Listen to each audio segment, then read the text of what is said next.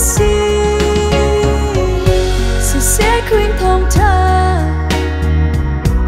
biết ta cưng hát nụ hình xuân tốt na cầm hôn ô cứ xin đi cả ngàn sẽ tao hem nát dù cả zoom thì lại đâu tốt ốc ta đâu mà swal big mi cái si cưng hạt câu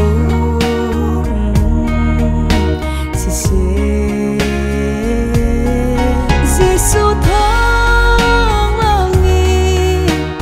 kaswanag ngay tiang masitang kasining kangan sertudot mi kasi Giêsu thong wangi santai lo mi kanun nagsalang magnay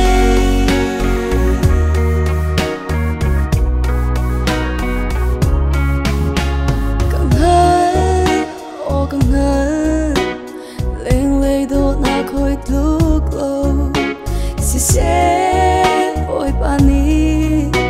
mùi keng in ser mi kasi ay nakin mi fi man ay nakin mi fi man thong malin ngar sok lo nung ta nakin kanun kasok tik asan tlai lo kasi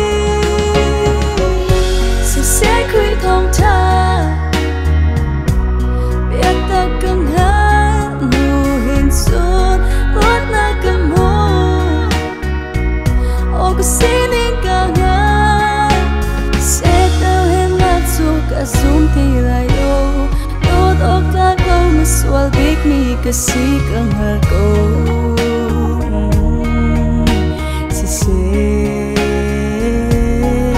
Giêsu thong wangi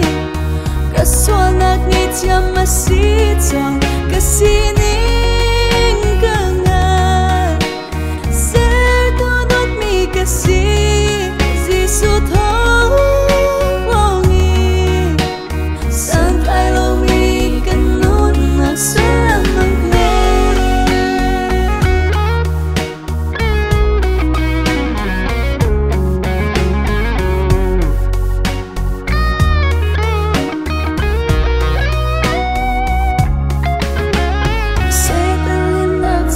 zoom thì lại đâu